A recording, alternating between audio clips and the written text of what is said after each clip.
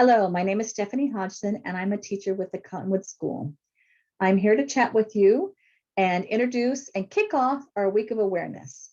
Let's go ahead and I'm going to share my screen over to my right and show you the long list of things we have planned for you. Today, I am doing the introduction, what is a disability? And tomorrow, Thursday, day one is where we kick off what is autism, and those are our Zooms that we're doing.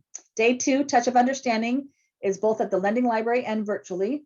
Day three, Understanding Emotional Disabilities. Day four, How Hard Can It Be? Invisible Disabilities. Day five, What is Down Syndrome? Day six, Mental Health When Terrible Things Happen. What is a disability? That is my job. Let's talk about that. If you were to define a disability, it would be defined as a physical or mental condition that limits a person's movements, senses, or activities. If you look at this list of famous people with disabilities, you might be surprised. You probably do recognize some of them. I think Tom Cruise, most of you might have heard of. Also, Franklin Delano Roosevelt, he was the United States president. He contracted polio and his legs were paralyzed, and so he was confined to a wheelchair. So I have a question more about recognizing disabilities, and I found a cute little video that I'd like to share with you. Let me go ahead and do that now.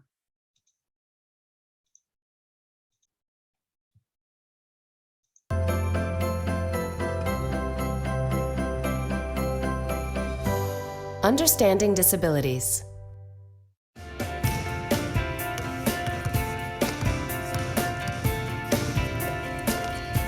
I like to play basketball. How about you?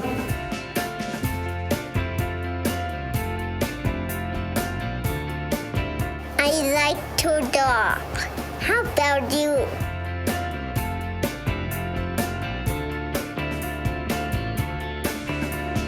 I love hanging out with my friends. How about you? Mia was born with muscular dystrophy. Basically, that means some of her muscles are getting weaker rather than stronger. Ian's legs aren't strong either. That's why he uses a wheelchair. He may not be able to run up and down the soccer field, but he's really good at drawing. In fact, he's really good at a lot of things. A disability is a condition that affects a person's body or brain. Mia and Ian have disabilities that you can see, but some people have disabilities that you can't see, like me. Amber has dyslexia. This causes letters on a page to look scrambled. It takes her longer to read and learn than her friends. And sometimes I have to leave the classroom to get extra help from a different teacher. But you know what? She doesn't need any extra help on the basketball court.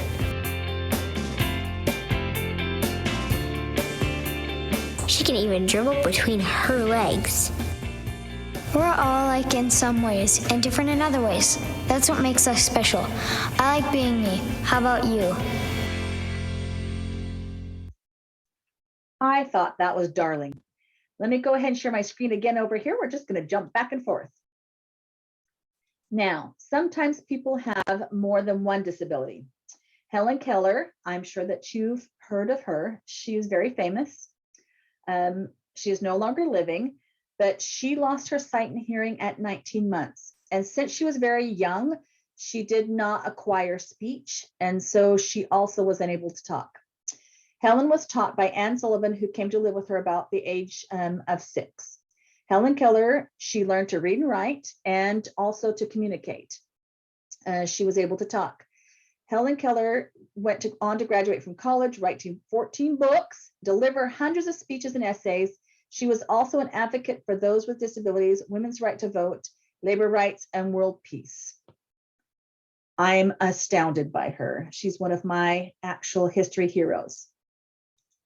Now, if you were to wonder about how you can help someone who has a disability, I have another sweet book that I would like to actually read to you.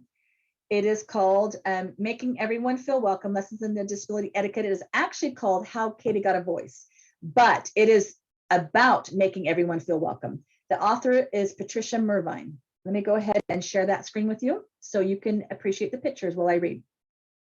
I'm a fast reader. It'll be great.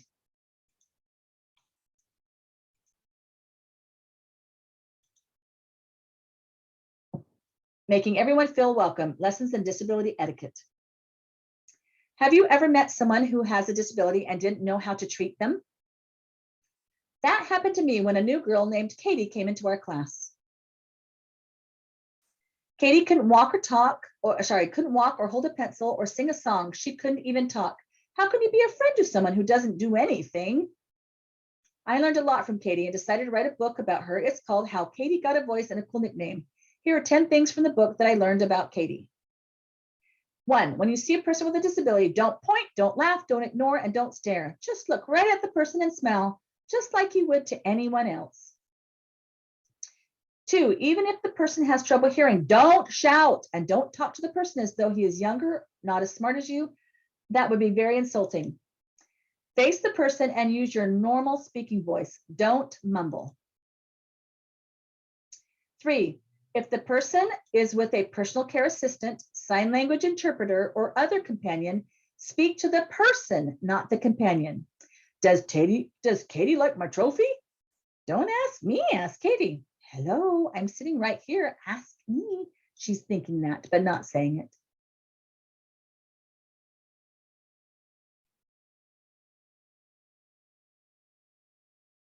4, if you are talking with a person who is in a wheelchair, kneel or sit so you are at eye level. 5, some people have service dogs to help them. Those dogs are working and should not be distracted. Don't pet them unless you ask permission first. Some people who have disabilities use computers and other equipment called assistive technology. Even though these devices look very cool, they're often fragile and expensive. They are not toys. Don't touch or play with them. Some people have a speech disability. Their speech may be slow and hard to understand, or they may have trouble getting the words out smoothly. Some people, like Katie, use pictures, a computer, or a communication device to talk. My name is Katie. I use this switch and device to talk. Be patient. Let them know their message is worth waiting for. If you don't understand the message, it is okay to ask them to say it again.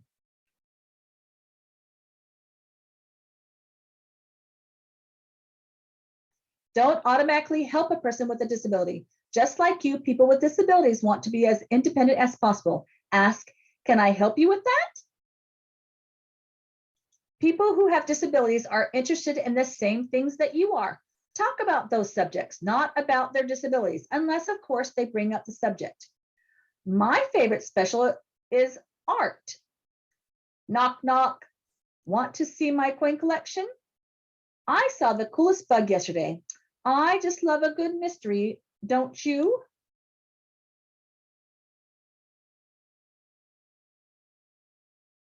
Oh, this one says caught being good. I missed that one. People who have disabilities can do many things just like you. They may do things differently. Focus on what they can do, not on what they can't do. The most important lesson of all, treat people who have disabilities the same way that you would want to be treated. That's how Katie and I became friends. But that's just part of the story. To find out how Katie got a voice and a cool new nickname, you'll have to read the book. Autographed copies are available from, there you go. That is too much to read. I'm going to go ahead and stop sharing my screen. And we're going to come back over here to my PowerPoint. Now, let's go ahead and do a real quick recap on how we can help someone with a disability. Let me share the screen over here. So, how can we help someone with a disability? We can have compassion. We can have understanding, and we can have respect.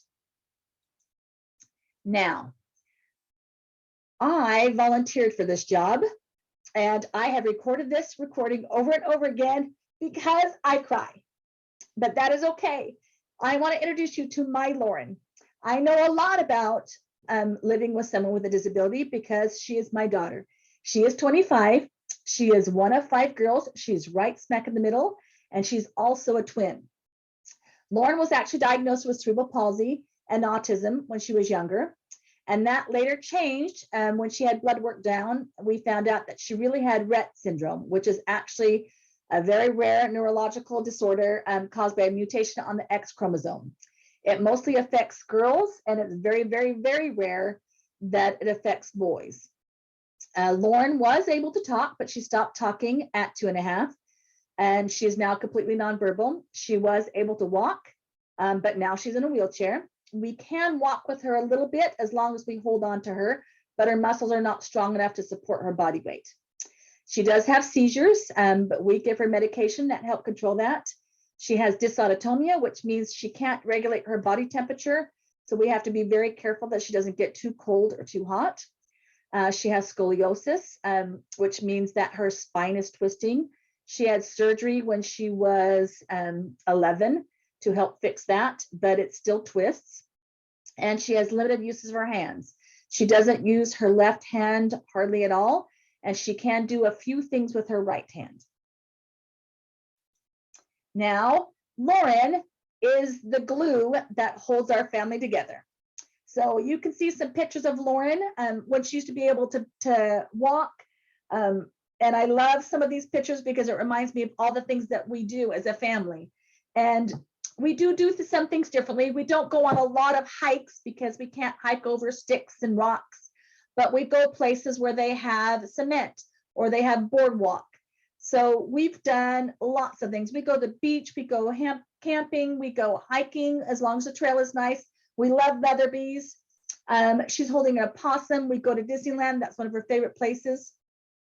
But the thing that my kids have learned probably most from Lauren is love and empathy.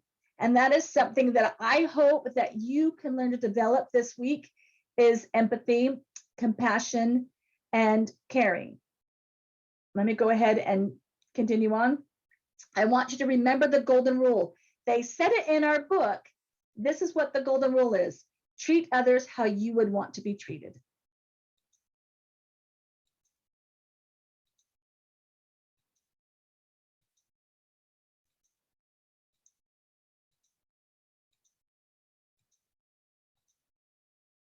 To make something special, you just have to believe it's special.